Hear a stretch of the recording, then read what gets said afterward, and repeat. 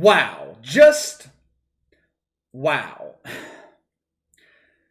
Over the last 2 years, covering the 8% of the people in this country that psychologists would classify as insane, I have covered a lot of ridiculous stories. Some of them are funny, some we can sit back and get a good laugh out of. It's always fun to have a good laugh at the expense of an SJW.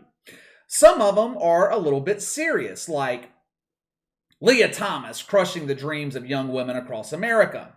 Leah Thomas is being used and doesn't even realize it. But the story I'm going to share with you today, while we can kind of laugh at the overreaction of these social justice warriors at ESPN, this might be one of the most serious stories that we have ever talked about here on the channel, because it relates to children and what these sick, demented freaks want to teach your kids. As you guys know, the NCAA, they are holding the women's college basketball tournament right now. The NCAA, along with the media, they're calling it March Madness, but we all know March Madness is men's basketball. They're calling the women March Madness this year in the name of equity and inclusion, fairness. The women's tournament's being carried by ESPN, the most disgusting and vile network on television. Outside of the NFL and the NBA, I refuse to watch anything on ESPN. It is nothing but agenda-driven bullshit. So the women's tournament, it's going on yesterday on ESPN, a game featuring two teams that no one gives a shit about. The game goes into halftime, and at this point, ESPN, they usually cut to the studio, and they update you on other games going on around the country. But not yesterday. No. There were more important issues to address than women's basketball that no one cares about. You see, ESPN no longer focuses solely on sports. They also cover key issues like the rights of teachers to teach your 7-year-old child about becoming transgender, or updating the kindergarten curriculum so during nap time, kids are no longer separated by boy-girl gender. They now have nap sections for all 53 genders. Little Tommy is non-binary. He naps in the corner. Lacey is asexual. She naps under the pink desk. Around 3 o'clock yesterday afternoon, during halftime, one of ESPN's resident social justice warriors, Elle Duncan, it doesn't matter what her name is. She's just another pretty face at ESPN with a twisted mentality. Or she's just being paid to repeat agenda talking points. Either way, Elle Duncan takes the opportunity during halftime to notify the 100 or so viewers who are watching ESPN about a super important issue facing the LGBT community in Florida. That bastard Ron DeSantis, I cannot believe he doesn't want 5-year-olds to freely express themselves. I can't believe this evil man is banning teachers from educating our children about their rights to cut off their balls. Check out this filth, this garbage, this bullshit for yourself. I don't know how a beautiful woman like this can have such a twisted, demented, sick mentality. Roll the film. Legislation happening in Florida and across other states as well that are targeting our LGBTQI plus communities. Many of our colleagues here at ESPN have planned and organized a walkout that will be happening at 3 p.m. Eastern today. And to be honest with you, we thought we were going to come here today and really celebrate a sport that has meant so much and done so much, including for so many in the LGBTQI plus communities. But we understand the gravity of this legislation and also how it is affecting so many families across this country. And because of that, our allyship is going to take a front seat. And with that, we're going to pause in solidarity.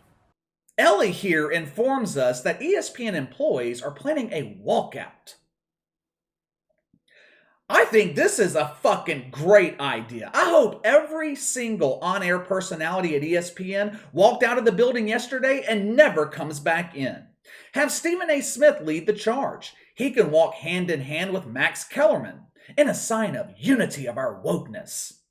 They can even apply each other's makeup while they're doing so. Mike Wilbon, he can be behind them staring at their asses. Look at that ass on Max. He must work out.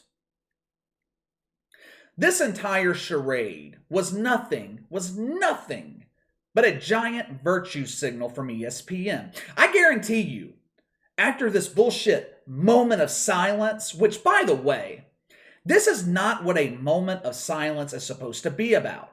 Generally, when you observe a moment of silence, it's in response to a tragedy. 9/11, moment of silence. The death of someone who actually provided value to the country, moment of silence. You don't take a moment of silence on a sports network over some political issue in Florida that doesn't have any effect on the rest of the country. But the bullshit propaganda at ESPN, it got even worse. They go from one dumbass in the studio over to two dumbasses calling the game. I don't even know which two teams were playing yesterday. Doesn't really matter. No one gives a shit. But check out this garbage when they came back from halftime. Roll the clip. Courtney Lyle, Carolyn Peck. Now, normally at this time, we would take a look back at the first half, but there are things bigger than basketball that need to be addressed at this time. Our friends, our family, our coworkers, the players and coaches in our community are hurting right now. And at 3 o'clock, about 8 minutes ago, our LGBTQIA plus teammates at Disney asked for our solidarity and support, including our company's support, in opposition to the parental rights in education bill in the state of Florida and similar legislation across the United States. And a threat to any human rights is a threat to all human rights. And at this time, Courtney and we're going to take a pause from our broadcast to show our love and support for our friends, our families, and our colleagues. After watching that, I have an even better idea than before. I have a way for ESPN to increase viewership. Don't silence your talking heads for 45 seconds. Silence them permanently. I don't know the name of that woman on the left of your screen. Hell, I don't know either one of their names. But the woman on the left, did you see how uncomfortable she looked? I kind of felt bad for her. She looked completely uncomfortable being forced to push this propaganda, this sick propaganda. And who can blame her? ESPN is pushing their on-air talent to promote something that is pure evil. Anyone with a functional brain knows that it's inappropriate to be talking to 5-year-old children about sexuality. That used to be illegal.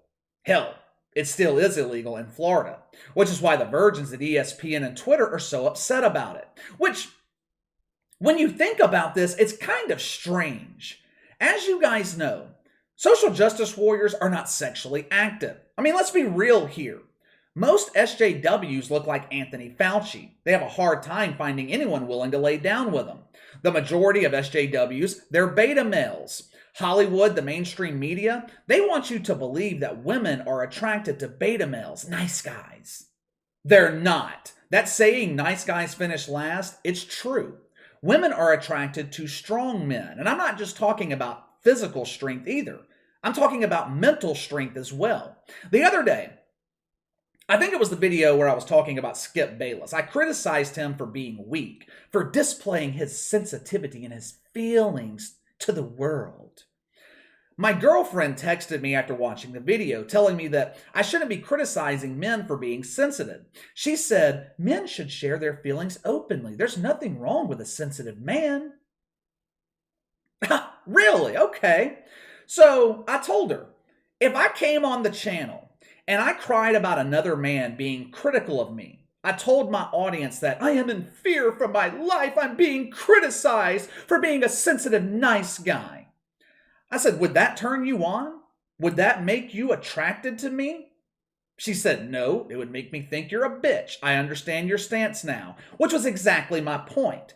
There is nothing wrong with showing a softer side in your relationship, but there's a huge difference in doing that and publicly crying because Charles Barkley doesn't like you. There is a reason ESPN is pushing back against this Florida bill so hard. And you know what? It shows the blatant hypocrisy with Disney and ESPN. We talked about this a couple of weeks ago. Disney partially funded this bill in Florida. They supported it. Hell, who doesn't support it? You have to be one twisted freak To want public schools teaching your kindergartner about sexuality, about being transgender, gender void. Little Tommy, who is your hero? My hero is my dad. No, you little chump. Your hero should be Leah Thomas. She is proof you can be a man and a woman at the same time. Disney received all kinds of resistance from their employees, from the virgins on woke Twitter. Instead of standing in their principles and showing some courage, Disney CEO Bob Chapek folded like Skip Bayless in a street fight. I should have pushed back more against this bill. We shouldn't have funded it. I apologize to all the freaks and weirdos. I make it my commitment to teach my grandchildren how to be a freak. I am leading by example. Disney, ESPN, the mainstream media, they have labeled this bill in Florida the Don't Say Gay bill. Not one time in this piece of legislation is the term gay used. All this bill does is ban educators in public schools from teaching 5 to 9-year-olds about gender identity and sexuality. That's it. We can't have that. My 5-year-old comes home every day wondering if he is a boy or a girl. Name one 5-year-old on this planet that is questioning his gender. It doesn't happen. My 4-year-old nephew, he has never approached me and said, KK, how can I remove my penis? He thinks it's a toy. ESPN is sick. They are absolutely sick. This bill in Florida has nothing to do with women's college basketball. KC, yes it does. Some basketball players are in the LGBT community. This bill directly affects them. How? How does it have any impact on them? I receive emails all the time from people in the LGBT community. If you listen to the mainstream media, you would think that most of these people are demented, or as demented as the people at ESPN. But they're not. They're normal people, just like you and me. They're reasonable. And I think most reasonable people can agree 5-year-old children shouldn't be taught anything about sexuality. I don't want teachers teaching my nephews about heterosexuality, much less about being transgender. All right, let's wrap this up. Link to the channel on Rumble is in the description below. Also, link to Patreon is down there as well. I am once again having a difficult time here on YouTube. This week, 90% of my videos were flagged by the AI bot as content not suitable for advertisers. Now, every video eventually gets manually approved, but it takes forever. I mean, by the time they approve it, 10,000 people have watched the video, which means over the course of the month, I'm losing $1,000, $2,000, potentially $3,000 waiting on ad approval. Now, I know most of you guys, you don't give a shit, it doesn't affect you, but for me, it's frustrating. There is no rhyme or reason as to why this happens. I will go weeks where damn near every video I upload approved by the bot. Then I'll have weeks like this week where no video gets approved. Anyway, enough of me bitching. If you want to support the channel financially, if you want to help out, if you think we bring value, head on over to Patreon and sign up. I appreciate every one of you that have signed up already. But let me know what you guys think. ESPN. I don't even know what to ask you. Just tell me about ESPN being a vile piece of shit. I mean, this is disturbing, to be honest with you. Sound off in the comments below. Make sure to like and subscribe. Click the notification bell to receive all notifications from the channel. Best way to contact me is by email at btlkc84@gmail.com, KC_BTL84 on Twitter. I'll see you guys tomorrow.